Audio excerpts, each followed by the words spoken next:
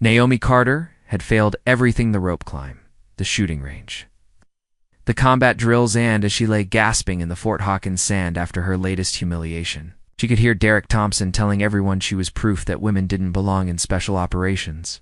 3 weeks in, and she was the worst recruit anyone had ever seen. Bleeding hands that couldn't grip, muscles that quit when she needed them most, tears she fought to hide every night. But when SEAL Commander Blake Harlow finally spoke to her, crouching in the dirt where she'd collapsed, he said just 4 words that changed everything. "Don't you dare quit." What happened next would expose a conspiracy that went all the way to the Pentagon and prove that sometimes the greatest warriors aren't the ones who start strong, they're the ones who refuse to break.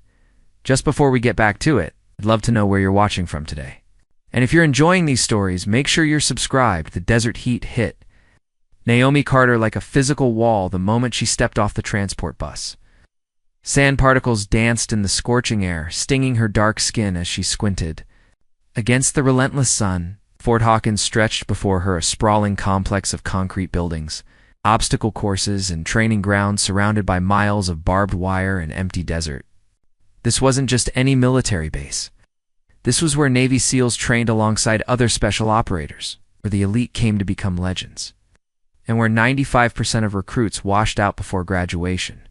Naomi adjusted the heavy duffel bag on her shoulder, feeling the weight of more than just her gear.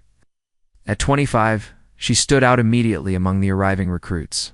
Not just because she was one of only 3 women in the group of 40, but because she was the only black woman who'd made it through the initial selection process. Her athletic build, honed from years of college track, couldn't hide the nervous energy that coursed through her veins. "Move it, recruits. Form up." The voice boomed across the courtyard, belonging to Chief Petty Officer Ramirez, a man whose weathered face told stories of countless battles and zero patience for weakness. His eyes swept over the group like a predator assessing prey. "Welcome to hell, ladies and gentlemen. Most of you won't last the week. Hell, some of you won't last the day." The recruits scrambled into formation, Naomi finding herself between a massive white guy with shoulders like a linebacker and a lean Hispanic man covered in tattoos. "Oh!" The big guy glanced down at her with barely concealed amusement. "Derek Thompson," he said under his breath, not bothering to hide his smirk. "Oh. Hope you're tougher than you look." Before Naomi could respond, Ramirez was in their faces. "Did I say you could talk, Thompson? Drop and give me 50. You too, Carter, since you seem so interested in making friends."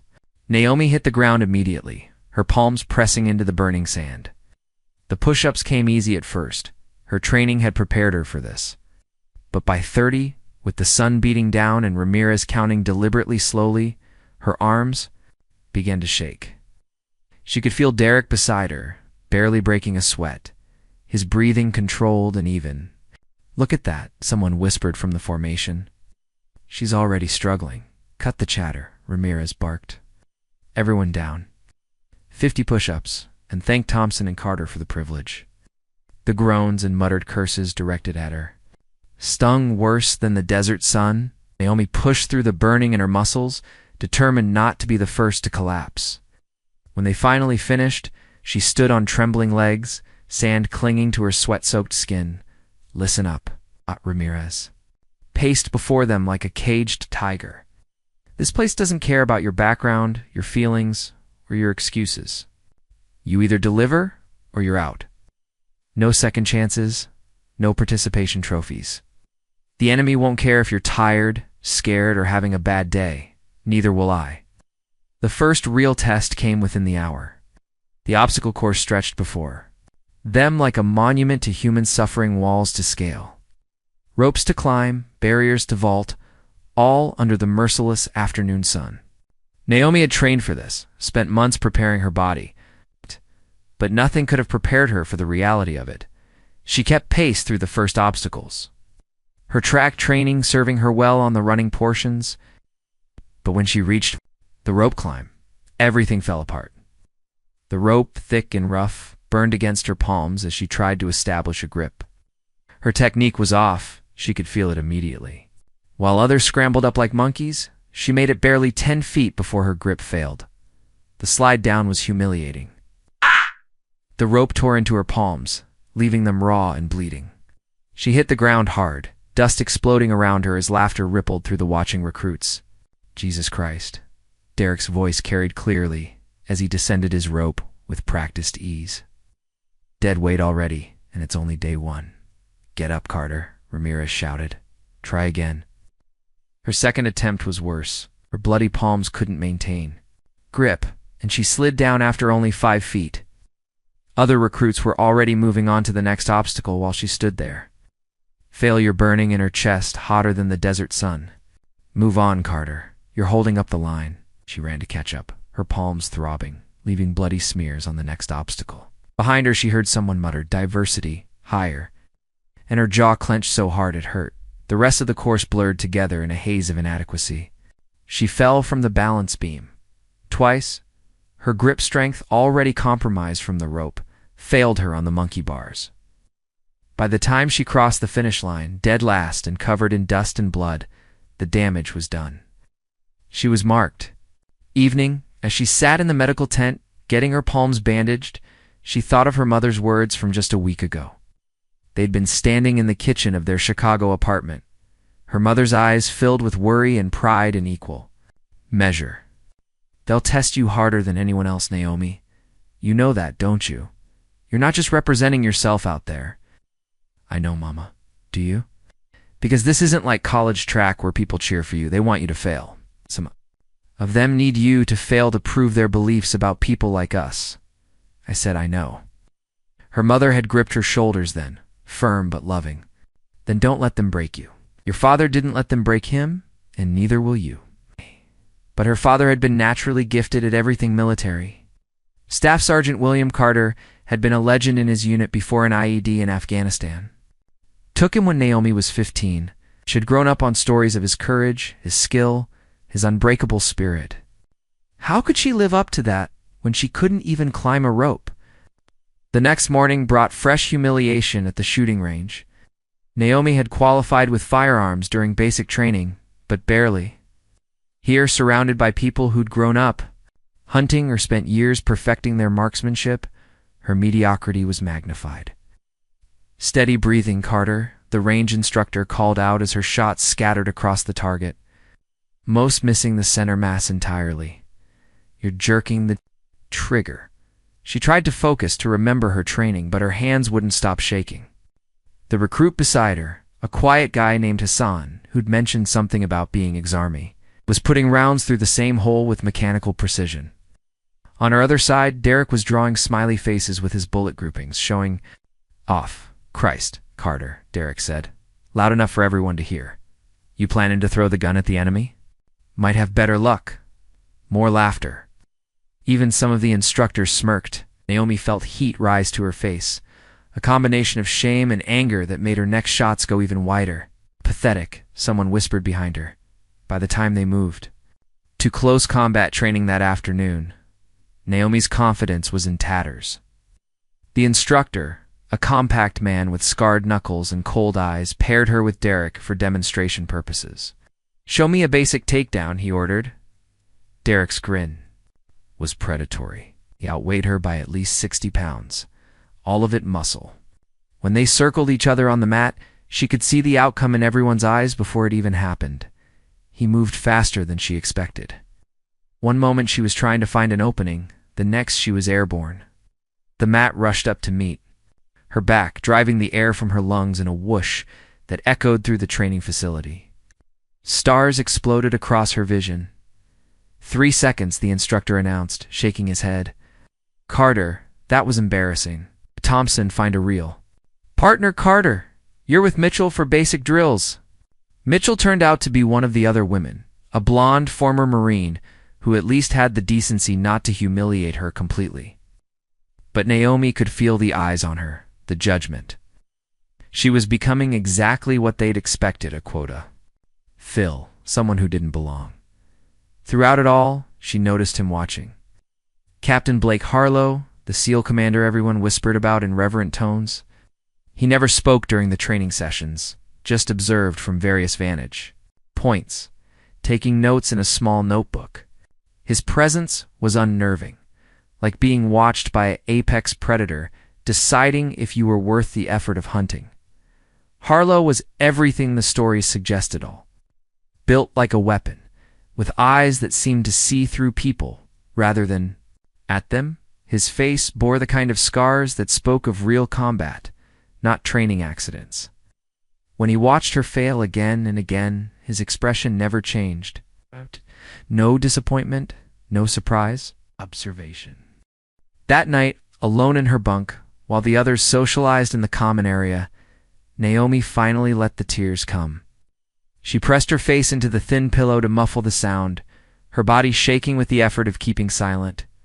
Her hand found the chain around her neck, pulling out her father's dog tags. The metal was warm against her palm, familiar and comforting.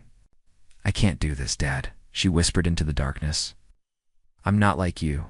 I'm not strong enough."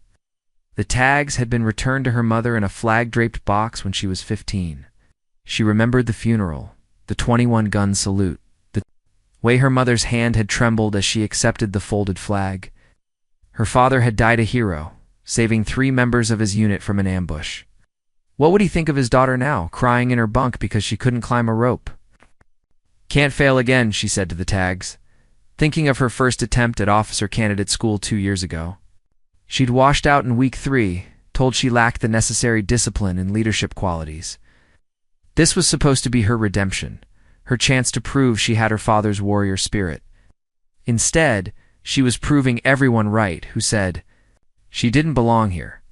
The second day dawned with a sadistic 0430 wake-up call metal trash. Cans being beaten like drums in the barracks. Naomi jolted awake, her body screaming in protest from yesterday's failures. Her palms had bled through the bandages during the night, leaving rust-colored stains on her sheets. "Gear up," Ramirez's voice cut through the chaos. "Full packs, combat. Load, you've got 3 minutes." The timed endurance run was legendary at Fort Hawkins. 8 miles through desert terrain, carrying 40 pounds of gear in under 90 minutes. For most special operations candidates, it was challenging but doable. For Naomi, still nursing yesterday's injuries and running on 3 hours of sleep, it was a death march. The pack straps cut into her shoulders immediately. Her salvaged running form, usually her strongest asset, crumbled under the weight. While others maintained steady paces, she found herself falling behind within the first mile. The desert had no mercy loose sand that swallowed her boots. Rocks that turned ankles, and that endless, crushing sun that had barely risen but already promised misery. By mile 4, she was alone at the back, the main group a dust cloud in the distance. Her breath came in ragged gasps, each inhale bringing dry air that seemed to steal moisture rather than provide oxygen. Sweat poured down her face, stinging her eyes, soaking through her uniform. Then her body betrayed her completely. The dehydration hit like a sledgehammer. One moment she was forcing one foot in front of the other. The next, she was on her knees in the sand, the world spinning violently. The pack's weight drove her forward, face first into the dirt. "Get up," she told herself, spitting out sand. "Get up, get up, get up." But her legs wouldn't cooperate. They'd turned to water, useless and trembling. She could hear vehicles approaching the safety crew that followed the run to collect the failures. "Carter's down," someone shouted. Hands hauled her upright, and through her blurred vision, she saw Derek jogging back toward them. He wasn't even breathing hard. "This isn't daycare, Carter." He called out, loud enough for the instructors to hear. "You're going to get people killed moving that slow in the field." "Thompson, mind your own business and finish your run," the instructor barked, but the damage was done. As they loaded her into the vehicle, she saw other recruits looking back. Shaking their heads, the medical tent became her second humiliation of the day. IVs for dehydration, lectures about proper hydration protocols, and the scarlet letter of being officially marked as a medical drop on the run. She'd have to make up the run tomorrow, on top of the regular training day. But in that tent, something unexpected happened. Emily Brennan, the quiet blonde recruit who'd been a combat nurse before, attempting special operations selection. slipped in while the medics were distracted. "Here," she whispered, pressing 2 electrolyte packets into Naomi's hand. "Mix these into your water tonight and tomorrow morning. Double up on the salt tablets, too." "Why?" Naomi asked, suspicious of kindness in this place. Emily glanced around nervously. "Because I've seen what happens to people who wash out here. They don't just fail, they get destroyed. And honestly, watching them target you specifically is making me sick. I'm not being targeted. I'm just not good enough." "Bullshit." Emily's whisper turned fierce. "Thompson's been spreading rumors since yesterday, trying to get people to freeze you out. And the instructors are letting it happen. Just don't let them see you break, okay? That's what they want." Before Naomi could respond, Emily was gone, leaving her alone with an IV in her arm and a tiny flicker of hope that not everyone wanted her to fail. That evening in the barracks, the divide became official. Naomi could hear them from her bunk derrick, holding court near the common area, his voice carrying clearly. "I'm telling you, she's a liability. What happens when we're in a real situation and she freezes up? What happens when someone's life depends on her keeping pace?" "Maybe she just needs time to adjust," someone suggested. Hassan, Naomi thought. "Time?" Derek's laugh was ugly. "You think the enemy gives you time to adjust? She's taken a slot someone qualified could have had. Someone who earned it." "She passed the initial selection same as us," Hassan countered. "Did she, though? Or did they need to check a box?" The silence that followed was deafening. Naomi pulled her pillow over her head, but she could still hear them placing bets. $20 says she's gone by Friday. 50 says she doesn't make it through tomorrow's remake run. 100 says she quits before anyone has to officially wash her out. She thought about her failure at officer candidate school. The words that had been used then. "Lacks necessary discipline. Unable to meet standards. It's not suited for leadership." The official language that meant you don't belong here. Her father had graduated at the top of his basic training class. He'd earned his Ranger tab on his first attempt. He'd been the soldier everyone wanted on their team.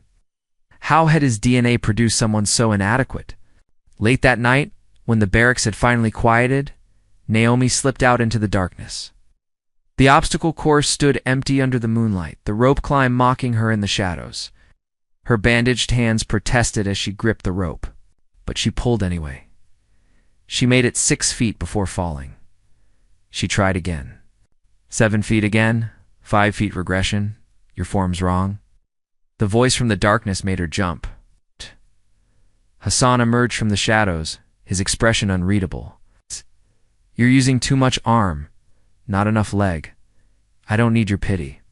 "Good, because I'm not offering any." He moved to the rope next to hers. "Watch." He demonstrated the proper technique feat, locking the rope, using legs to push up rather than arms to pull. It looked so easy when he did it, fluid and effortless. "Your turn." For an hour, he coached her in silence, correcting her form with minimal words. She made it halfway up before her strength gave out, but it was progress. When she dropped to the ground for the last time, exhausted and shaking, he was already walking away. "Why?" she called after him. He paused without turning. "My sister was the first woman in our family to join the military. Everyone said she couldn't hack it either. She's a captain now." "Oh."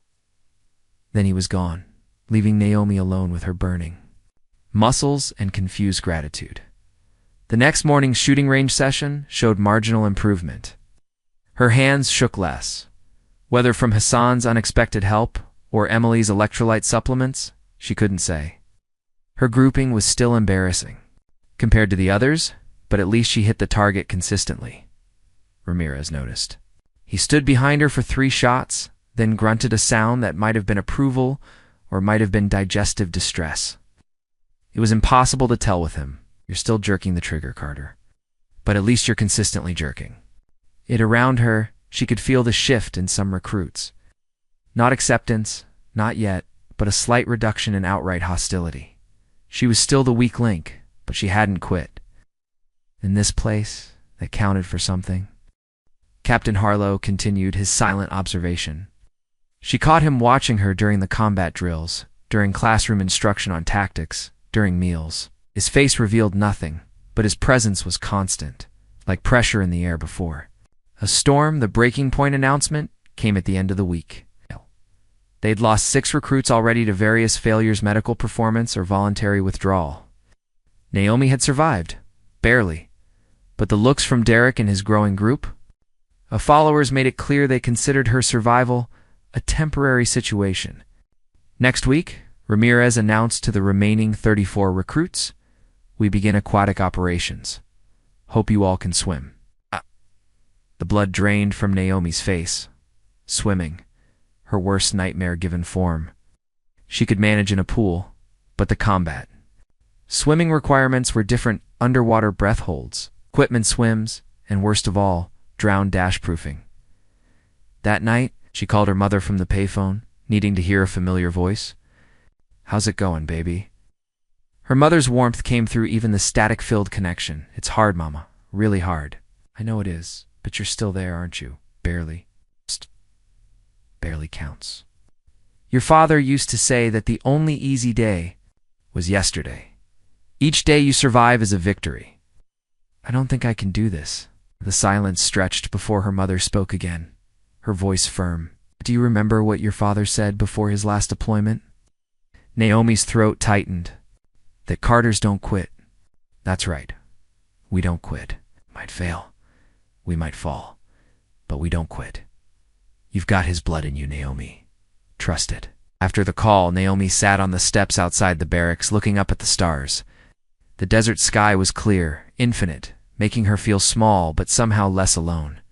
Tomorrow would bring new challenges, new opportunities to fail, but she'd be there to face them, in the instructor's quarters.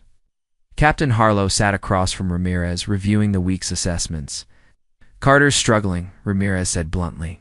"Worst performance metrics in the group, but she hasn't quit. Not yet. Next week's pool work will probably do it. She's got that look, seen it before.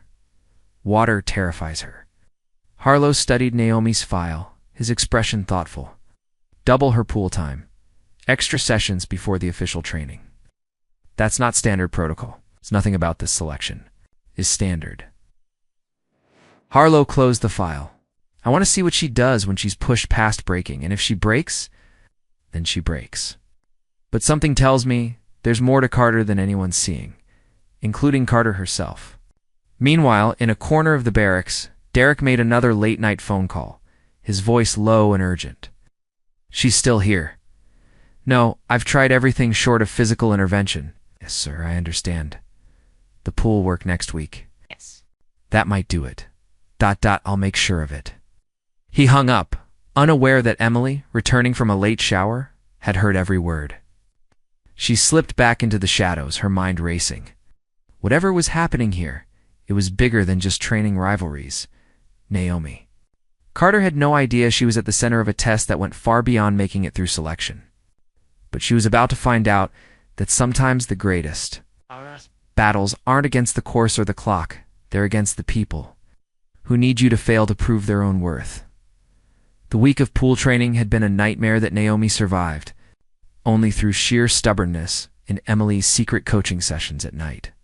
But nothing had prepared her for what Ramirez called the Hell Drill, a team-based log carry across 5 miles of desert terrain that would test not just physical strength, but group cohesion. The morning sun was already brutal when the instructors divided them into teams of 6. Naomi's stomach dropped when she saw her assignment. Derek, of course, along with 3 of his followers, and mercifully, Hassan. The log itself was a telephone pole, waterlogged and weighing close to 300 pounds. "Listen up," Ramirez barked. "You move as a team or you fail as a team. Anyone drops out, everyone starts over. Time limit is 90 minutes. Move." They hoisted the log onto their shoulders, and immediately Naomi felt the disparity. His friends were all over 6 feet tall. She and Hassan, both shorter, bore disproportionate weight as the log angled down toward them. Her shoulders screamed within the first 100 yards. "Keep it level," Derek shouted, though he made no effort to adjust his height. "Carter, you're dragging us down." She gritted her teeth, trying to push up harder, but physics was against her. The soft sand made every step a struggle, and the weight felt like it was crushing her spine. Sweat poured into her eyes, blinding her. By mile 2, her legs were shaking, uncontrollably. She could hear Derek and his friends talking above her, deliberately lifting their side higher, forcing more weight onto her and Hassan. "Switch sides," Hassan called out. "We need to rotate positions. No time for switches," Derek countered. "We push through, or we fail. Right, Carter? Unless you want to quit?" The word quit hit her like a slap. She forced her legs to keep moving, even as her vision began to tunnel. Mile 3. Her shoulder was wet with what she realized was blood from where the bark had worn through her uniform. Then disaster struck. Her foot caught a hidden rock, and she stumbled. The log shifted violently, and she went down to one knee. The weight drove her into the sand, and she heard her own scream of pain before she could stop it. "Drop the log," Hassan commanded. They lowered it, and Naomi collapsed beside it, her whole body shaking. She could hear Derek's voice, loud and carrying across the desert to where other teams were watching.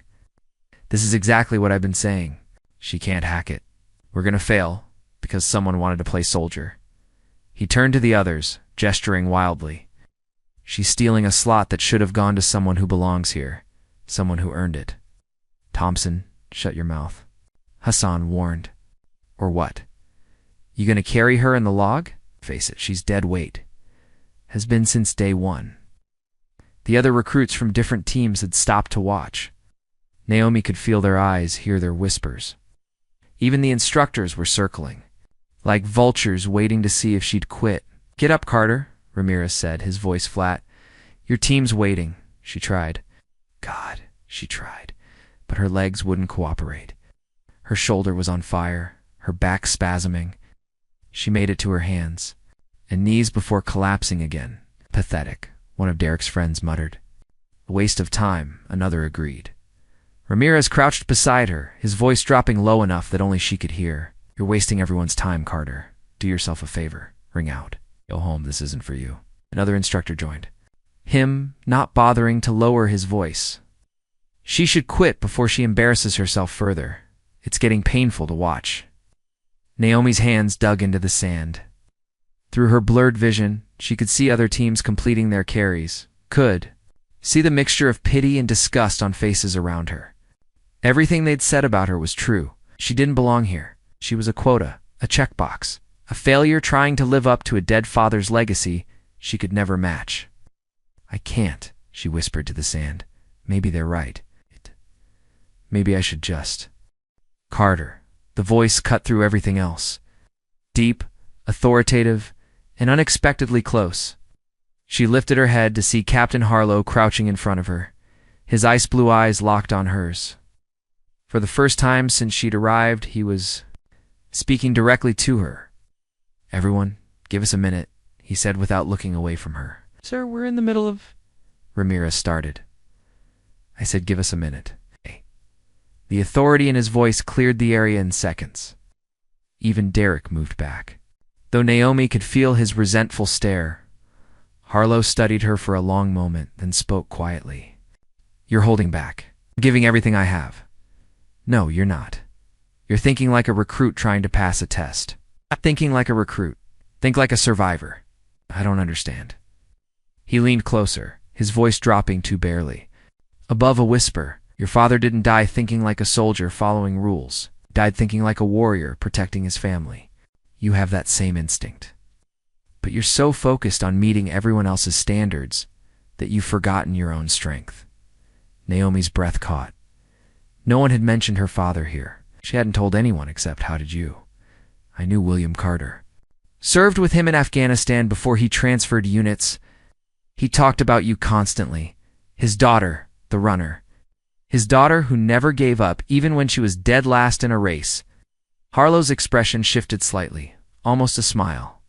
"He said you had something most soldiers never develop the ability to endure past the point where endurance ends." Tears mixed with sweat on her face. "He was wrong. I'm nothing like him. Prove it." Harlow stood, his voice returning to normal volume. "From now on, you follow one order. Just one. Don't you dare quit." looking down at her. I'll handle the rest. He walked away without another word, leaving Naomi alone in the sand with those 3 words echoing in her head. Don't you dare quit. She didn't understand what he meant by handling the rest. But something in his tone, in the way he'd said her father's name, sparked something deep in her chest. Not hope exactly, but something fiercer. Defiance, maybe slowly. Painfully, she got to her feet. Her team was standing by the log. Derek's arms crossed, his expression disgusted. We're finishing this, she said, her voice rough but steady. You can barely stand, Derek started. We're finishing this. She moved to the log, took her position. Together or not at all. Hassan moved to support more of her weight without being asked. They lifted, and this time, when the weight hit her shoulder, she embraced the pain instead of fighting it. Each step was agony, but she'd found something beyond the physical applause, where pain became irrelevant, where only the next step mattered. They crossed the finish line dead last, 20 minutes over the time limit. But they crossed it. That night, alone in the shower block, Naomi carefully cleaned the wound on her shoulder. The conversation with Harlow played on repeat in her mind. He'd known her father. More than that, he'd served with him. Said anything before? What did he mean by handling the rest? She found herself writing his words in her notebook that night. Don't you dare quit. She tore the page out and taped it above her bunk, where she'd see it every morning. It wasn't much, but it was an order. The only one that mattered. Derek saw the note and scoffed. Motivational quotes won't make you a better soldier, Carter. She didn't respond, just lay back and stared at the words until lights out. 3 days after the hell drill. Something shifted. Naomi woke at 30 minutes before the usual wake-up call. She slipped out to the obstacle course in the pre-dawn darkness and stood before the rope climb that had defeated her that first day. Her palms were healed now, calloused and tough, locked it with her feet the way Hassan had. Shown her and began to climb. Not with her arms, that was the mistake she'd been making. She pushed with her legs, using her arms only for stability. Halfway up, her muscles started burning. 3 weeks ago, this was where she would have fallen. Harlow's words echoed in her mind. Think like a survivor. A survivor wouldn't stop. Here, a survivor would find a way. She adjusted her grip, controlled her breathing, and kept climbing. 3/4 of the way up, her forearms screamed. Her legs shook, but she could see the top now. The metal bar she needed to touch just feet away. Don't you dare quit, she lunged for it. Slapped the bar with her palm, and the clang of metal echoed across the empty training ground. For a moment she hung there, disbelieving she'd done it. She'd actually done it. The controlled descent was almost harder than the climb, but she managed it without falling. When her feet hit the ground, she found she wasn't alone. Ramirez stood 20 feet away, coffee mug in hand, watching her. He said nothing, just took a sip of his coffee and gave her a single nod before walking away. Coming from him, it felt like a standing ovation by the time the rest of the recruits arrived for morning PT. Naomi had already completed the entire obstacle course. She wasn't the fastest, wasn't the strongest, but she'd finished. When they ran it as a group, she climbed that rope without hesitation, and the shock on Derek's face was worth every burning muscle. Lucky climb, he muttered as she passed him, but at the shooting range that afternoon, luck had nothing to do with it. Captain Harlow appeared for the first time during regular training, standing directly behind her station. His presence should have made her nervous, but instead, it steadied her. Breathe, he said quietly, so only she could hear. Your father used to say shooting was like running. Rhythm matters more than speed. She found the rhythm. Squeeze between heartbeats, breathe out slowly, let the trigger surprise you. The first shot hit center mass, so did the second and the third. Better, Ramirez grunted from behind them. When our final grouping showed a bullseye in tight cluster, he actually looked impressed. Looks like Carter finally showed up to training. Whispers spread through the range. Recruit who couldn't hit the broadside of a barn had just outshot half the class. Emily caught her eye and smiled. Hassan gave her a subtle thumbs up. Derek's reaction was less positive.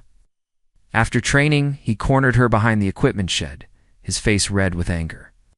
I don't know what game you're playing, Carter, but it ends now. I'm not playing any games. I'm just trying to bullshit. The commander's giving you special treatment.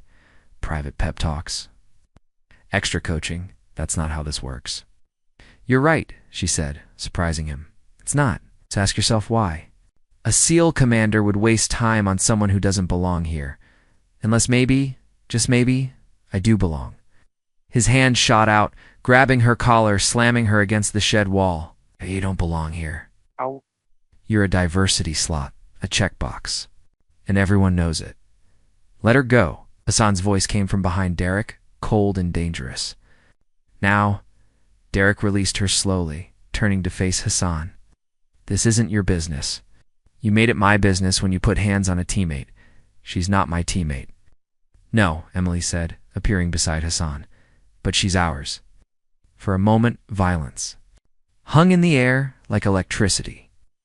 Then Derek stepped back, his smile ugly. This isn't over, he said to Naomi, not even close. After he left, Emily helped Naomi straighten her collar. You okay? Yeah, thanks. He's getting desperate, Hassan observed. Desperate people make mistakes. That evening, during a classroom session on combat tactics, Harlow addressed the entire group for the first time. He stood at the front, his presence commanding immediate attention. Let me tell you something about real combat, he began, his voice carrying easily through the room. Out there, nobody cares how much you can bench press. Nobody cares how fast you ran in high school. War doesn't care about muscle. It cares about one thing: who refuses to die. His eyes swept the room but seemed to linger on Naomi for just a moment. The strongest soldier I ever served with was 5'4" and weighed maybe 130 pounds. But when our convoy got hit and we were pinned down for 16 hours, he was the last one still fighting when the rescue came. You know why? Because he understood something most people don't. Survival isn't about strength. It's about will. Derek shifted uncomfortably in his seat. Some of you think you know who belongs here and who doesn't, Harlow continued. You think you can look at someone and judge their worth as a warrior? But I've seen Olympic athletes quit in tears and watched desk clerks turn into killers when their friends' lives were on the line. So check your assumptions at the door, or they'll get you killed. That night, Naomi found herself part of an unexpected study group. Hassan, Emily, and surprisingly 2 other recruits: Jackson, a quiet black man from Detroit, and Martinez, a female Marine, gathered around her bunk to go over the tactics material. The key to urban warfare, Hassan was explaining, is controlling vertical space. Everyone thinks horizontal, but fights are won by whoever controls the rooftops. They worked until lights out, and for the first time since arriving, Naomi felt like she might actually have a place here. Not everyone wanted her gone. Some people saw something in her worth cultivating, but Derek wasn't done. The next night, during a ruck march under full moon, disaster struck. They were 3 miles into a 12-mile movement when Naomi's pack catastrophically failed. The straps tore away from the frame, sending 40 pounds of gear crashing to the ground. What the hell? She knelt beside it, examining the straps. They hadn't torn, they'd been cut. Partially, carefully, so they'd hold just long enough before failing. Problem, Carter, Derek called back, his voice dripping with false concern. Equipment failure? Guess you didn't check your gear properly? She was about to be disqualified. Equipment failure was automatic dismissal from the exercise, which would put her on report. Another step toward washing out. But Hassan had seen what happened. Without a word, he began pulling items from her pack, distributing them among his own gear. Emily did the same, as did Jackson. What are you doing? She whispered. Adapting, Hassan replied, fashioning a field repair with paracord. It's ugly, but it'll hold. You'll carry extra weight, so. Emily tightened her own straps. Team members help each other.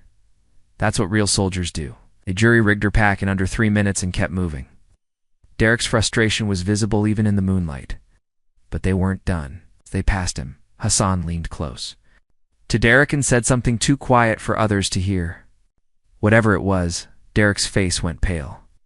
Later, Naomi asked Hassan what he'd said.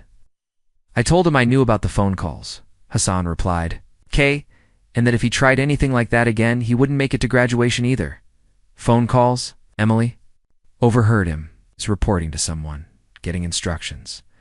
This isn't just about him not wanting you here. Someone's pulling his strings. The revelation should have scared her, but instead it made her angry. She wasn't just fighting against it. Prejudice or skepticism, someone was actively working to ensure she failed. That changed everything. The next morning, she approached the rope climb with new determination. She didn't just complete it. She raced up it, slapping the bar and descending in one fluid motion. Her time wasn't the best, but it was respectable. Solid at the shooting range, her groupings grew tighter. In combatives, she lasted a full minute against Derek before he took her down, and she actually scored a point with a quick jab that bloodied his nose. "Lucky shot," he snarled, wiping blood away. "Funny how I keep getting lucky," she replied. But it was during a navigation exercise that things came to a head. Teams of 2 were sent out with compasses and maps to find specific checkpoints. Naomi was paired with Jackson, which should have been straightforward, except when she checked her compass at the first waypoint. It spun wildly, uselessly. It had been tampered with, the magnet somehow corrupted. "Damn it," Jackson muttered. "We're screwed without a compass." Naomi looked up at the sky, studying the sun's position, then the shadows. Her father had taught her celestial navigation when she was 12 during camping trips. She'd thought it was useless information then. "No, we're not," she said. "The sun rises in the east, sets in the west. It's approximately 1400 hours, so the sun is starting its western descent. That shadow points northeast. Our checkpoint is roughly 2 clicks northwest of here." Jackson stared at her. "You can navigate by shadows?" "My dad taught me," said technology fails, but the sun and stars are constant. They found every checkpoint using nothing but celestial navigation and terrain association. When they returned, Ramirez was waiting with a stopwatch and a suspicious expression. "Your compass was reported broken," he said. It was Naomi confirmed. "Yet you completed the course faster than 3 teams with working equipment." "Traditional navigation methods, Chief. The kind they used before GPS." Ramirez looked at her for a long moment, then at the broken compass. "Outstanding, Carter. Absolutely outstanding." The word spread quickly. Carter had turned a sabotaged drill into a victory. She'd outhought the problem instead of being defeated by it. That evening, Captain Harlow called her to his office, a rare occurrence for any recruit. "Sit," he said, gesturing to a chair. His office was Spartan: a desk, 2 chairs, and a wall of photos from various deployments. She recognized her father in one, younger, smiling beside a group of soldiers, including a younger Harlow. "Your father saved my life once," Harlow said, following her gaze. "Pulled me out of a burning vehicle when everyone else thought I was dead. He had 2nd-degree burns on his arms by the time he got me clear. He never told us about that." "Wouldn't?" "William never bragged about the lives he saved, only worried about the ones he couldn't." Harlow leaned back in his chair. "You're more like him than you know." "Not in the obvious ways. He was naturally gifted physically. But in the way that matters. He never quit. Even when that I'd hit, his last act was pushing 2 other soldiers out of the blast radius." Naomi's throat tightened. "I'm trying to honor that." "You're doing more than trying." He pulled out a folder. "I've been watching you, not just your performance, but how you've handled the adversity, the sabotage, the isolation. Lesser people would have broken." "You know about the sabotage?" "I know everything that happens in my program." His expression hardened, including who's behind it. "That situation will be resolved soon, Derek. Derek is a symptom, not the disease. Someone wants you to fail, Carter. Someone high enough to plant Thompson here specifically to ensure it." "Why?" "Because you represent change. And change terrifies people who've built their power on things staying the same." He stood, signaling the meeting was ending. "Keep doing what you're doing. The real test is coming, and it won't be against the course or the clock. It'll be against those who need you to fail to validate their worldview." As she left his office, Naomi felt the weight of being more than just a recruit trying to make it through selection. She was a symbol now, whether she wanted to be or not.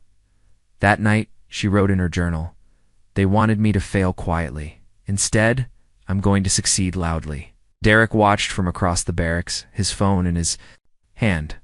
He typed a message. "She's not breaking. We need to escalate. The response came quickly. The pool assessment is in 3 days. Make sure she doesn't survive it. He deleted the messages and looked at Naomi, who was laughing at something Emily had said. She looked happy, confident even. He'd fix that soon enough. The pool complex at Fort Hawkins looked like a concrete tomb in the pre-dawn light. Steam rose from the heated water, creating an ethereal fog that did nothing to calm Naomi's racing heart. She stood with the other recruits in formation, wearing nothing but PT shorts and shirts, trying to control the trembling that had nothing to do with the morning chill. Listen up, Ramirez's voice echoed off the walls. Drown-proofing is about mind over matter. Your body will tell you you're dying. Your brain will scream for air, but if you panic, you die. In combat, if you can't handle water, you're a liability. The pool was 12 feet deep, its bottom painted dark blue, making it look bottomless. Equipment stations were set up along the edge rope, weights, and medical personnel standing by with oxygen and defibrillators. The sight of the medical team made everything real. People had died doing this. The exercise is simple, Ramirez continued. Hands bound behind your back, feet bound together. You'll enter the water and survive for 20 minutes. You'll perform a series of tasks: bobbing, floating, swimming to the bottom to retrieve objects, and treading water. The pool edge fails. Anyone rescued fails. Anyone who fails is on immediate probation. Naomi's mouth went dry. In the locker room earlier, she'd thrown up twice. The memory of her near drowning at age 8 flooding back with visceral clarity. The public pool in Chicago, going under. The burn of chlorinated water in her lungs. The darkness creeping in before the lifeguard pulled her out. She'd avoided deep water ever since, barely passing the basic swim qualification in boot camp. First group. Ramirez called out names, not hers, thankfully. She watched as 6 recruits had their hands and feet bound with waterproof restraints. One by one, they entered the pool. The first recruit lasted 30 seconds before panicking, thrashing wildly, until instructors pulled him out. He sat on the pool deck gasping, his military career effectively over. The second made it 3 minutes before giving up. By the time the first group was done, only 2 of 6 had passed. Second group: Morrison, Hughes, Thompson, Brennan, Reeves. Carter, her name hit like a physical blow. Derek was in her group. Emily too, which provided small comfort. As instructors bound her wrists behind her back, Derek leaned close enough that only she could hear. "This is where you drown, Carter. Nobody's saving you this time?" His grin was predatory, triumphant. He knew about her fear somehow. He knew. "Thompson, shut your mouth and focus on your own test," Hassan called out from the viewing area.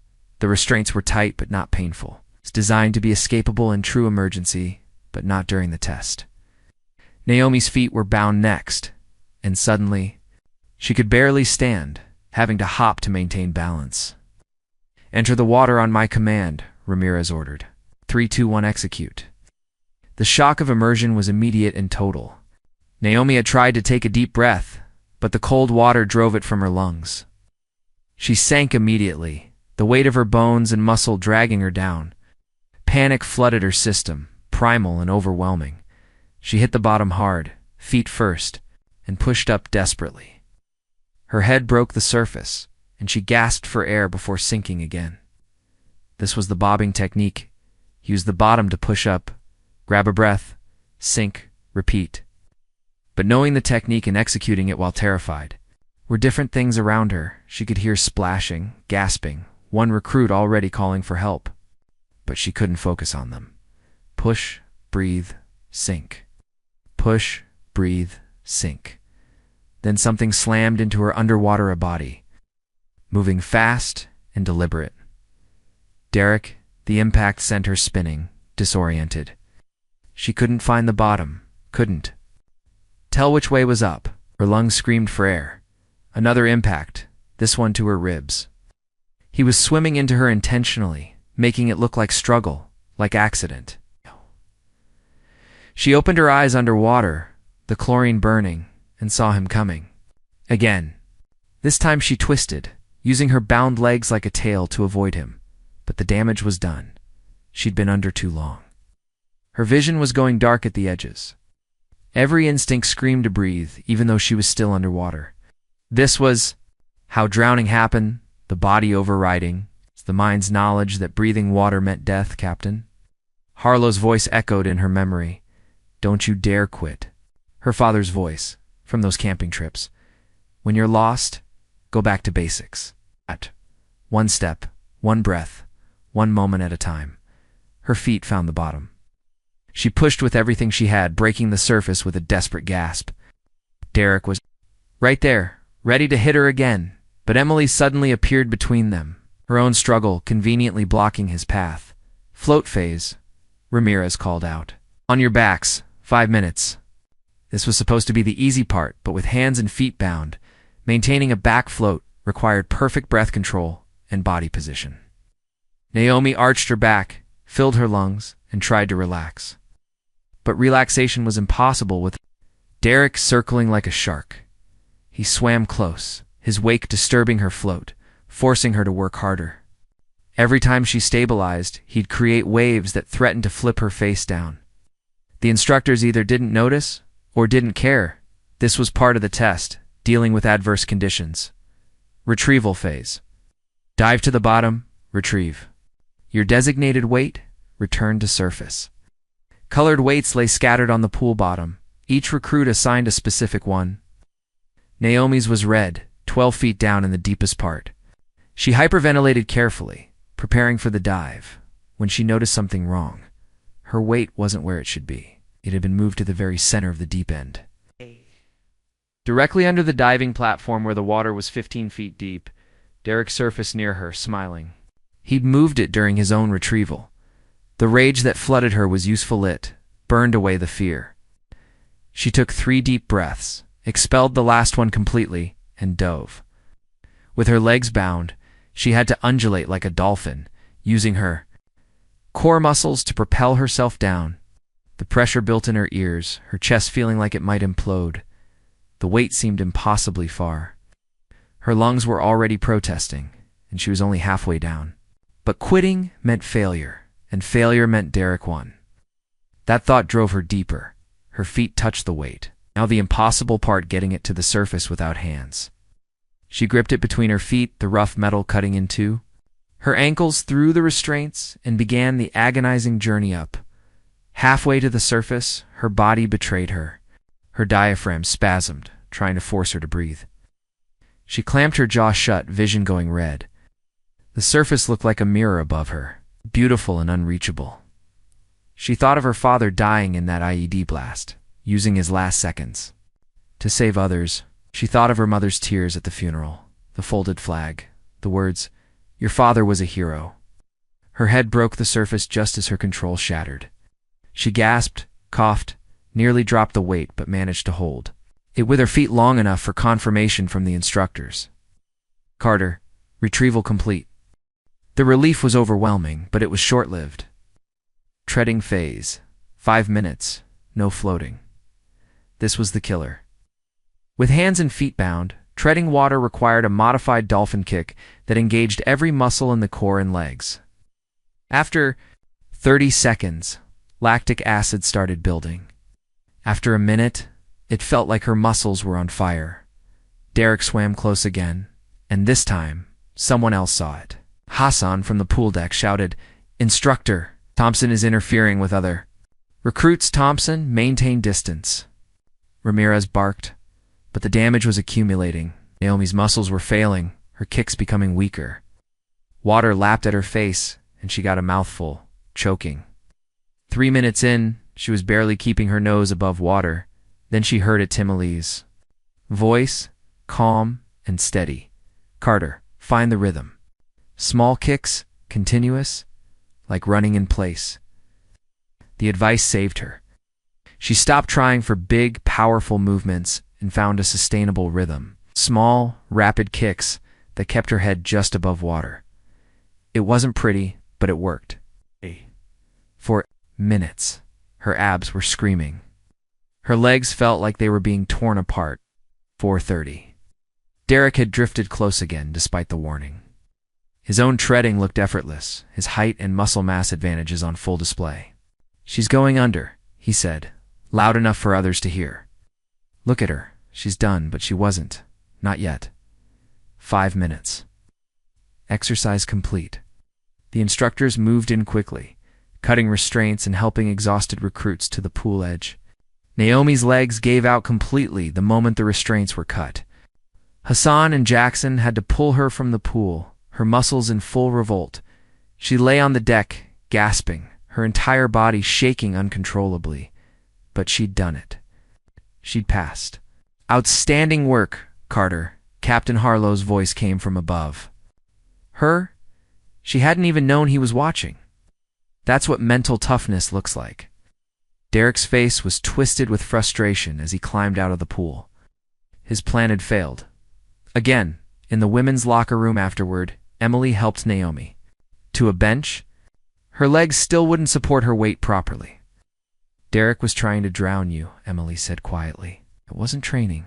That was attempted murder. I know. We need to report this." "No." Naomi's voice was firm, despite her exhaustion.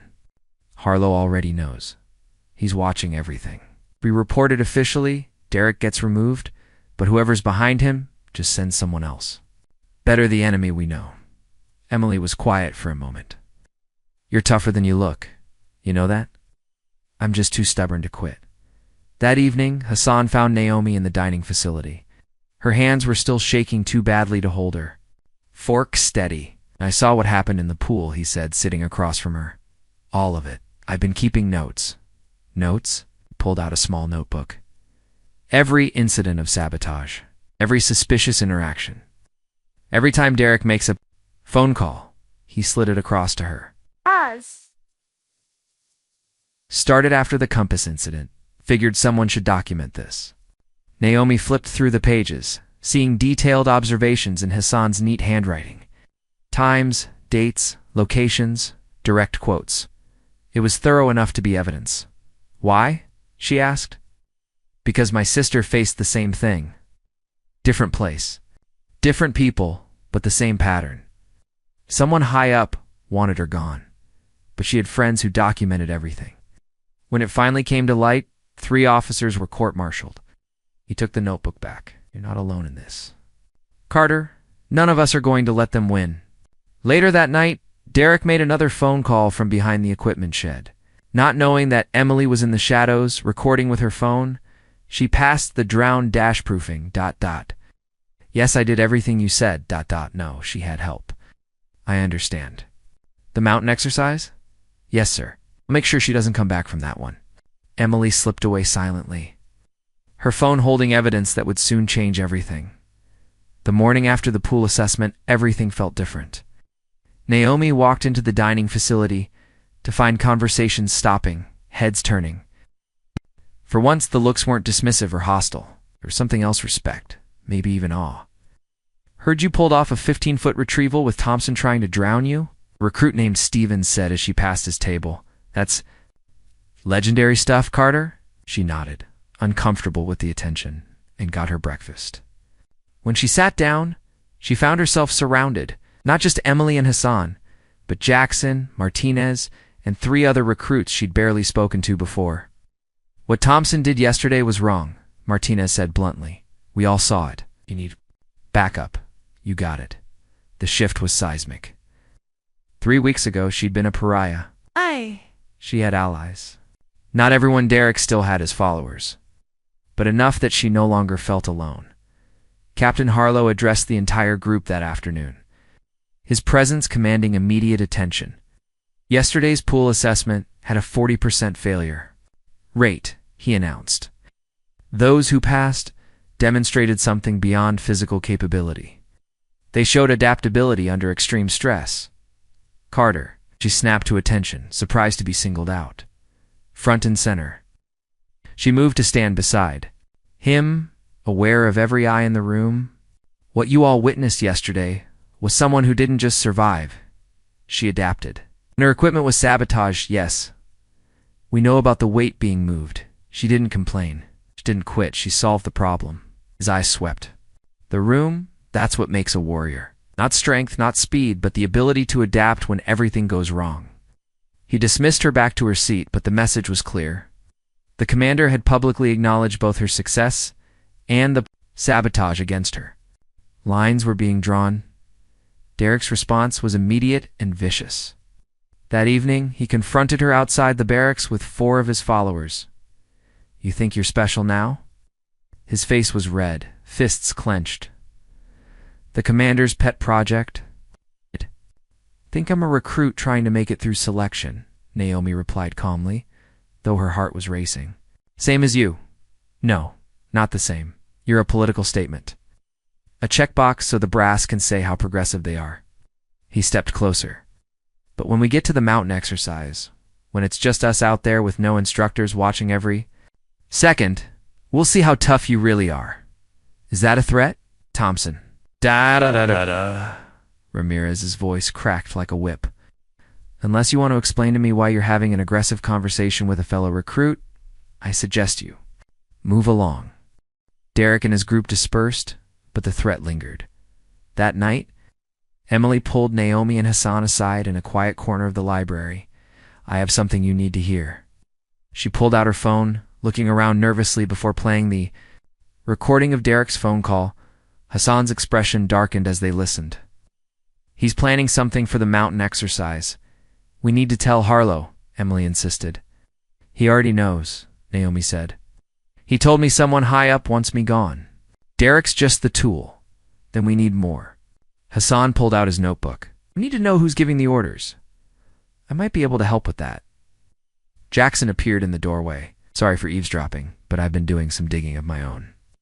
He sat down, pulling out his own phone. "My cousin works in personnel at Pentagon. I had him look into Derek Thompson. Turns out, he wasn't supposed to be in this selection class. He was added last minute, after you were accepted, Carter.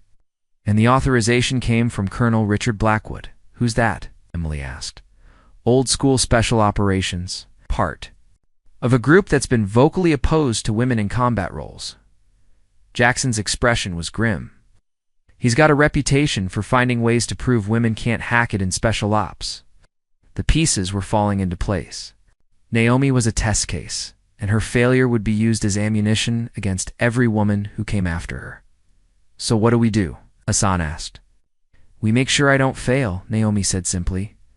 Over the next 3 days, an unofficial support network solidified around her. Hassan worked with her on combat techniques every evening. Emily helped her with the medical and technical knowledge tests. Jackson and Martinez ran extra PT with her every morning. Even some of Ramirez's treatment seemed less harsh. Though he remained professionally distant, the transformation in her performance was dramatic. The morning run that had nearly killed her 3 weeks ago now felt manageable. She was hitting consistent bullseyes at the shooting range. In hand-to-hand combat, she could hold her own for several minutes, using technique to compensate for size disadvantage. "You're different," Captain Harlow observed during one of his rare direct interactions. They were at the range, and he'd been watching her shoot. Not just better, different. "I stopped trying to be my father," she admitted, surprising herself with the honesty. "Started trying to be myself." "And who is that?" She thought for a moment. "Someone who refuses to quit. Not because she's naturally strong or gifted, but because quitting would mean they were right about people like me."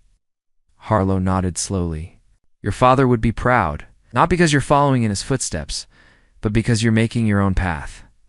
That afternoon, during a land navigation exercise, Naomi's compass mysteriously worked perfectly because Hassan had switched it with his own when the instructors weren't looking.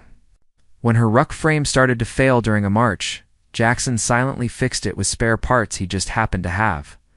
When Derek tried to isolate her during combat drills, Emily and Martinez consistently partnered with her. She wasn't alone. Anymore, for every attempt at sabotage, there was someone watching her back. But Derek was getting desperate. She could see it in his eyes, in the increasingly reckless nature of his interference. Whatever deadline he was working under was approaching. Late. One night, Naomi couldn't sleep. She walked outside to find Captain Harlow standing alone, looking at the stars. "Can't sleep, Carter. Too much on my mind, sir." He was quiet for a moment.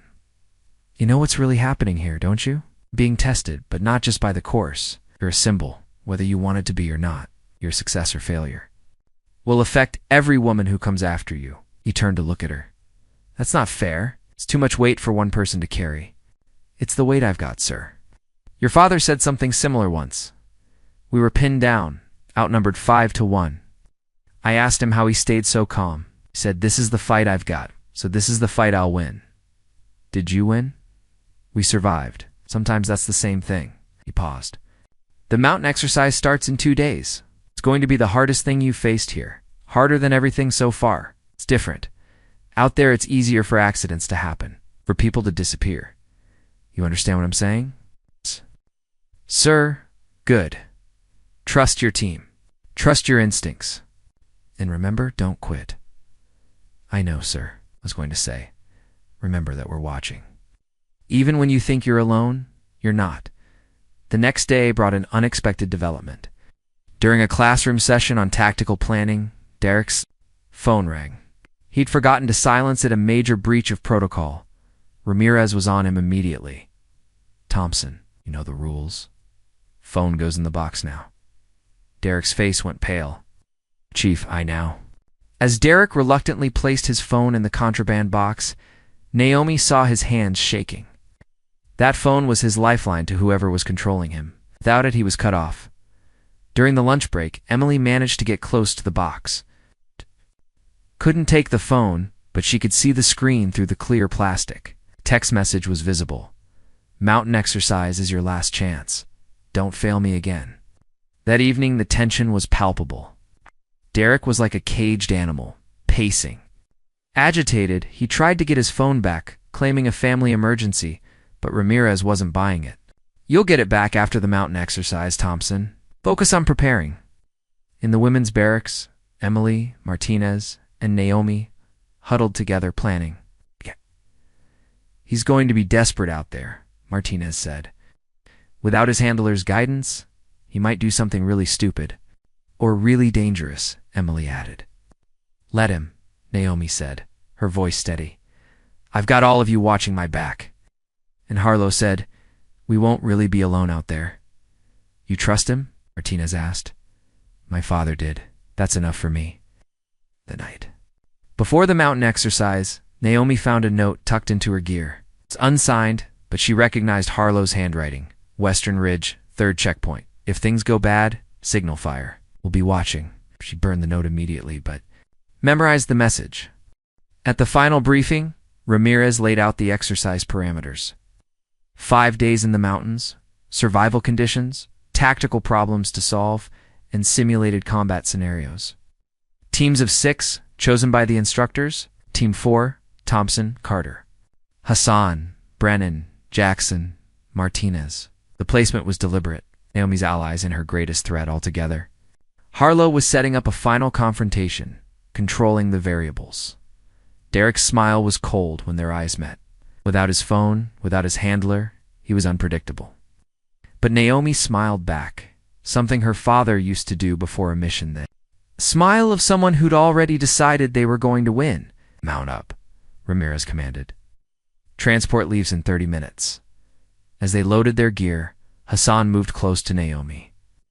Whatever happens out there, we've got your back. I know, she replied, checking her rifle one more time. That's why we're going to win. The trucks rolled out as the sun set, carrying them toward the mountains, and what everyone knew would be the decisive battle. Harlow watched the convoy through his night vision, his own team of instructors prepared to shadow the exercise. Sir, Ramirez said quietly, Thompson's going to try something. I'm counting on it, Harlow replied. Ow. Expose a cancer is to let it reveal itself. In the back of truck 4, Naomi felt the weight of her rifle, the pressure of her gear, and the presence of her team. 3 weeks ago, she'd arrived here alone and overwhelmed. Now she was ready for war. The mountains loomed ahead, dark and unforgiving. But she wasn't afraid anymore. She'd been broken down and rebuilt, tested and tempered. Whatever Derek and his handlers had planned, she was ready. The truck hit a bump, and her father's tags bounced against her chest. She gripped them briefly, thinking of his words one more time. Carters don't quit.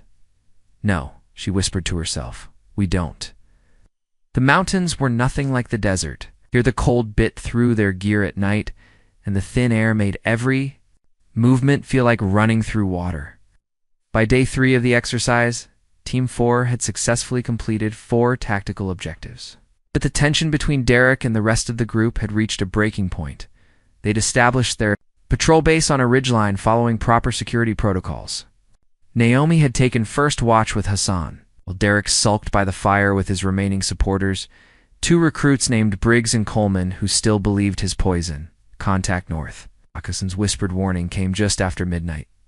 Team moved into defensive positions as instructors playing enemy forces approached their perimeter. This was the night ambush scenario, designed to test their response under pressure. Carter, take point, Hassan said, recognizing her tactical understanding had grown sharper than anyone expected. Emily Jackson, left flank. Martinez, right. Derek, you and your boys provide base of fire. Derek's face twisted in the darkness. I don't take orders from the first smoke grenade exploded 20 meters away, followed by the crack of blank ammunition. The ambush was on. Move, Naomi commanded, her voice cutting through the chaos. She led them through a tactical withdrawal she'd studied just 2 nights before, using terrain to mask their movement. Emily and Jackson provided covering fire, while Martinez guided them too. A secondary position they'd scouted earlier, it was textbookexecution.com under pressure, but Derek wasn't following the plan. Instead of providing covering fire, he was leading Briggs and Coleman on a different route, trying to flank around. Independently.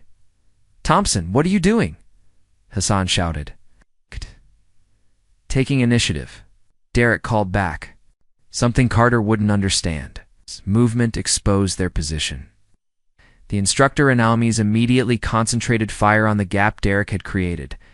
In real combat, half the team would have been dead. Pull back to Rally Point Alpha? Naomi ordered. They regrouped in a cluster of rocks. The exercise temporarily paused as instructors evaluated their performance. The assessment was harsh. Derek's break from the plan had caused catastrophic tactical failure. But Derek wasn't done. As they prepared to move to their next objective the following morning, he confronted Naomi away from the others, Briggs and Coleman flanking him. You think you're some kind of leader now? His voice was low, dangerous. I think I'm trying to keep this team alive and complete the mission. The mission? Derek laughed bitterly. You want to know what my real mission is? It's to prove that people like you don't belong here. That you're going to get real warriors killed with your weakness. People like me. Women. Diversity hires. Quota fillers. You stepped closer. You shouldn't be here. You're taking a slot from someone who earned it. I earned my place the same. As the shove came without warning, sending her stumbling backward toward the cliff edge. She caught herself, but Derek was already moving, his intention clear. This wasn't about the exercise anymore. Derek, stop! Emily shouted, but he ignored her. The second shove was harder, meant to send her over. But Naomi had spent weeks being thrown around in combat training. She redirected his momentum using a technique Hassan had taught her, and Derek stumbled. Past her, teetering on the edge himself. For a moment, she could have let him fall. It would have looked like an accident. But she grabbed his vest, hauling him back to safety. You saved me. He seemed genuinely shocked. We're still teammates, she said simply. Even if you're trying to kill me? The incident broke something in Briggs and Coleman. They stepped away from Derek, their expressions disgusted. This is wrong, man, Briggs said. Whatever they're paying you, it's not worth attempted murder. Paying him? Hassan's voice was sharp. Thompson, you want to tell us about Colonel Blackwood? Derek's face went white. How do we know everything? Emily said, pulling out her phone. Including recorded conversations of you taking orders to sabotage Carter? Ah! The silence stretched taut before Derek exploded. You don't understand. This is bigger than just one person. If she passes, they'll lower standards for everyone. They'll weaken our forces to be politically correct. The only thing weak here is you, Jackson said with disgust. Carter's shown more courage and determination than anyone. She saved your ass multiple times despite your sabotage. She doesn't belong. The punch came from Martinez. Quick and decisive, dropping Derek to the ground. Neither do you. They bound Derek's hands with zip ties from their tactical gear, Briggs and Coleman helping without protest. The exercise was effectively over. But the real drama was just beginning. Hassan fired the signal flare Naomi had been told about 3 red bursts into the morning sky. Within minutes, they heard helicopters approaching. Captain Harlow fast-roped. Down from the lead bird, followed by Ramirez and what looked like military police. His expression was stone as he surveyed the scene. "Report," he commanded. Naomi stepped forward. "Sir, Recruit Thompson attempted to assault me with intent to cause serious harm or death. We have evidence of a conspiracy to ensure my failure in this program, including recorded conversations and documented sabotage attempts." Emily handed over her phone. Hassan provided his notebook. Even Briggs and Coleman gave statements about what they'd witnessed and what Derek had told them. Harlow listened to one of the recordings, his jaw tightening. "Thompson, you're under arrest for conspiracy, conduct unbecoming, assault, and attempted murder. You have the right to remain silent." As the MPs led Derek away, he turned back one last time. "This isn't over. Blackwood has people everywhere. She'll never make it in the real teams." "We'll see about that," Harlow said quietly. The mountain. Exercise was terminated early. The entire group was flown back to base, where a full investigation was already underway. By that evening, the base was swarming with investigators from the Inspector General's office.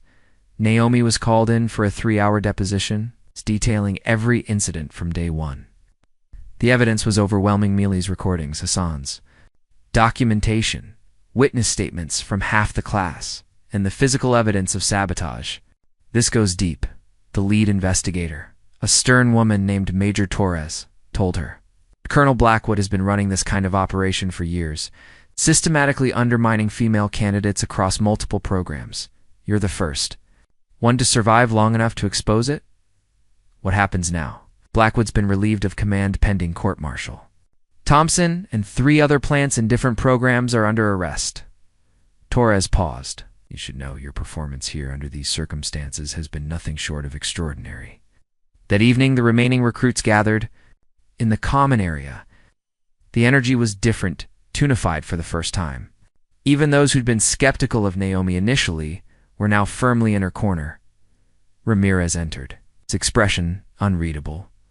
Formation outside now. They assembled in the fading light, uncertainty rippling through the ranks. Captain Harlow stood. Before them, and beside him, was someone Naomi recognized from photos: Admiral Sarah Mitchell, the highest-ranking woman in naval special warfare. "I came here personally," the Admiral began, "because what happened in this class represents both.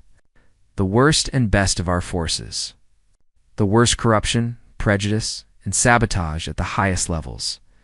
The best courage, integrity, and teammates who put truth above comfort." She looked directly at Naomi. "Recruit Carter, step forward." Naomi moved to the front, her heart pounding. "You were subjected to systematic sabotage designed to ensure your failure. Lesser people would have quit. Many have, in other programs. Blackwood corrupted. Odd you didn't just survive, you excelled. You turned every attack into an opportunity. To prove your worth, you saved the life of the man trying to end your career. That's not just strength, that's character." The Admiral handed her something: a challenge coin, but not just any coin. It was a SEAL Team 6 coin, the kind only given to those who'd earned ultimate respect. "This was your father's," the Admiral said quietly. "He gave it to me years ago after a joint operation. I think he'd want you to have it." Naomi's eyes burned with unshed tears as she accepted the coin. "Furthermore," the Admiral continued, louder now, effective immediately, "this program is under review. It's not to lower standards, but to ensure they're applied fairly to all candidates. The mission isn't to keep people out tits to find warriors, wherever they come from." 6 weeks later, graduation day dawned clear and bright. Of the 40 recruits who'd started, only 18 stood in formation, wearing the insignia that marked them as Special Operations Qualified. Naomi stood in the front row, having achieved one of the highest overall scores in the class, despite the sabotage she'd faced. The ceremony was held in the main courtyard, with families, officials, and media present. The exposure of the Blackwood conspiracy had made national news, turning what should have been a quiet graduation into a significant event. Naomi's mother sat in the front row, tears streaming down her face, clutching a photo of Naomi's father in his dress uniform. Beside her sat Hassan's sister, the captain he'd mentioned, who'd flown in specifically to see this moment. Captain Harlow took the podium first. 8 weeks ago, 40 candidates arrived here thinking they knew what strength meant. Most thought it meant physical power, speed, aggression. They were wrong. His eyes found Naomi in the formation. Strength is continuing when continuation seems impossible. It's maintaining integrity when corruption would be easier. It's saving your enemy, because it's the right thing to do. These 18 graduates have proven they understand that distinction. He began calling names for individual recognition. Hassan received honors for leadership, Emily for tactical medical excellence, Jackson for marksmanship, Martinez for hand-to-hand combat prowess. Naomi Carter, Harlow called last. She stepped forward, and he handed her an envelope. Inside was something unexpected: orders to advanced training, the kind usually reserved for those being fast-tracked to elite units. Your performance here has caught attention at the highest levels, he said quietly, then louder. Graduate Carter exemplifies the warrior spirit we seek. She faced adversity that would have broken most people and emerged not bitter, but better. She proved that excellence has nothing to do with gender, race, or background, only with heart. The applause was thunderous. Even Ramirez, standing at attention with the other instructors, allowed himself a small nod of approval after the ceremony. Naomi found herself surrounded by her team, her family, really. Hassan, Emily, Jackson, and Martinez had become more than fellow recruits. They were bonds forged in fire. So what's next? Emily asked, looking at Naomi's orders. Your advanced tactical training, Naomi replied. Then, we'll see. Hassan raised an eyebrow. You didn't think I'd go anywhere without my team, did you? Check your own orders? They all opened their envelopes to find similar assignments. Harlow had arranged for them to continue together, recognizing the strength of their unit. Cohesion. Later, at the graduation reception, Naomi was approached by Admiral Mitchell again. I wanted you to know, the Admiral said privately, Colonel Blackwood's network has been completely dismantled. 17 officers and senior NCOs across 6 bases have been relieved or arrested. The investigation you triggered has cleaned house. It wasn't just me, ma'am. Without my team, I know, but you were the catalyst. You refused to break. The Admiral smiled. Your father would be proud, not because you followed his path, but because you carved your own. As the sun set, Naomi walked alone to the obstacle, a course where everything had started. The rope climb stood before her, no longer an enemy, but an old friend. She climbed it easily now, muscle memory making it effortless. From the top, she could see the entire base spread out below. In 8 weeks, this place had transformed her. Not into her father, she'd never be him, but into something uniquely her own. Her phone buzzed with a call from her mother. How does it feel, baby? Her mother asked. Like the beginning, Naomi replied, looking out at the horizon. Like everything up to now was just preparation. For what? For whatever comes next. That evening, there was one final gathering. Captain Harlow had arranged a private dinner for Team 4 Ministeric, of course. They met at a local restaurant, out of uniform, just 6 people who'd been through hell together. I have something to tell you all, Harlow said after the meal. This was my last training cycle. I'm returning to active team operations. Where? Hassan asked. Classified. But I'll need a good team. He looked around the table meaningfully. In about a year, after you've all completed advanced training, there might be opportunities. If you're interested. The implication was clear. This wasn't an ending, it was a prologue. Or something else, Harlow continued, pulling out a tablet. This came through official channels today. He showed them a news article. Derek Thompson had been sentenced to 15 years in military prison. Colonel Blackwood was facing 25 to life for conspiracy, abuse of power, and orchestrating what amounted to systematic discrimination that had destroyed dozens of careers. Justice, Emily said quietly. No, Naomi corrected. Accountability. Justice would be giving back what was stolen from all the women who were driven out before me. You're giving them something better, Harlow said. A future where it won't happen again. 3 days after graduation, Naomi stood at her father's grave in Arlington National Cemetery. She wore her dress uniform, the new insignia bright on her, collar in her hand. She held both challenge coins and hers. I didn't do it your way, Dad, she said to the headstone. I couldn't be you. But I think I finally understand what you were trying to teach me. It was never about being the strongest or the fastest. It was about never giving up on what's right. Placed his coin on the headstone, keeping the one the Admiral had given her. I'll carry this forward, not just for me, but for everyone who comes after. A hand touched her shoulder. Her mother had arrived also in dress clothes, carrying flowers. Would be so proud, her mother said. I know. They stood together in silence for a while. 3 generations of fighters past, present, and future. Later that afternoon, Naomi received a message from an unknown number. She almost deleted it, but something made her open it. Cadet Carter. You don't know me, but I'm starting Special Operations Selection next month. I'm the only woman in my class. I've been following your story. Thank you for showing it's possible. Second Lieutenant Riley Jackson. Naomi smiled and typed back. It won't be easy. They'll test you harder than anyone else. You'll want to quit. Every single day. Don't.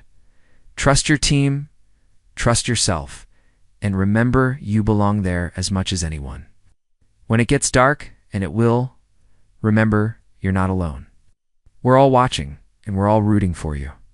She hit send, then added, P.S. If anyone named Blackwood shows up, document everything. Roger that, ma'am. 6 months later, Naomi stood in a briefing room at a classified location, looking at surveillance photos of a high-value target. Round her sat her team Hassan, Emily, Jackson, Martinez, and Captain Harlow. They'd all completed advanced training, exceeded every expectation, been selected for a new kind of unit, one that valued diversity as a tactical advantage. This is our first real mission, Harlow said. Everything up to now has been preparation, just like you said, Hassan noted, glancing at Naomi. She studied the target package, her mind already working through tactical possibilities. The scared recruit who couldn't climb a rope was gone. In her place stood a special operations warrior who'd earned her place through fire and determination. When do we deploy? She asked. 48 hours. Good. She looked around at her team, her family. We're ready. As they began mission planning, Naomi thought about that first day at Fort Hawkins, when Derek had called her dead weight. She thought about all the people who'd said she didn't belong, that she was stealing a slot from someone more deserving. They'd been wrong about so many things. But mostly about this. She hadn't stolen anything.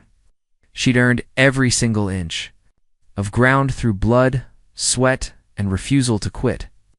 And now, she was exactly where she belonged at, the tip of the spear. Ready to serve, ready to protect, ready to prove that warriors come in all forms. The briefing continued deep into the night, 6 warriors planning their mission with the meticulous care that would keep them all alive. Outside, the stars were the same ones Naomi had looked at during her darkest moments at Fort Hawkins. But now they didn't make her feel small. It reminded her of how far she'd come. Her phone buzzed with one final message. It was from Second Lieutenant Riley Jackson, with a photo Riley at the top of a rope climb, grinning triumphantly. Made it to the top today. They tried to break me. I thought of your story and kept climbing. Thank you for lighting the way. Naomi smiled and put her phone away. The mission was calling, and she had work to do. But somewhere out there, another woman was refusing to quit, carrying the torch forward. The cycle continued. The change Blackwood had feared so much was already happening. One warrior at a time. One refusal to quit at a time. And it all started with a single order. Don't you dare quit, Naomi. Never did. What battles are you fighting in silence right now? And who told you that you weren't strong enough to win them? If Naomi's story reminded you that warriors come in all forms, hit that like button and subscribe for more stories of ordinary people who refuse to accept extraordinary defeat.